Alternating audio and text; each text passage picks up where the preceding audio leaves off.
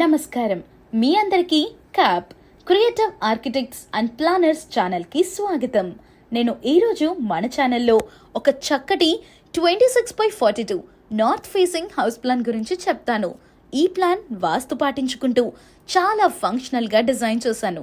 ఈ ఇంటి ప్లాన్ మొత్తం 1092 చదరపు అడుగులలో డిజైన్ చేయబడి ఉంది. మోడర్న్ ఫ్యామిలీకి పర్ఫెక్ట్గా సెట్ అయ్యే లేఅవుట్ ఇది. ఈ ప్లాన్లో విశాలమైన లివింగ్ రూమ్, 2 బెడ్రూమ్లు, కిచెన్ మరియు వెంటిలేషన్కి ఓపెన్ స్పేస్లు ఉన్నాయి. హాల్ గది మెయిన్ డోర్ నుంచి ఎంటర్ అయ్యాక మనకి ముందు ఒక హాల్ రూమ్ 10.3 x 15 అడుగులు ఉంటుంది. ఇది ఫ్యామిలీకి టైం స్పెండ్ చేయడానికి చాలా బాగా సెట్ అవుతుంది. పడక గదులు ఈ హౌస్ ప్లాన్లో 2 బెడ్రూమ్లు ఉన్నాయి.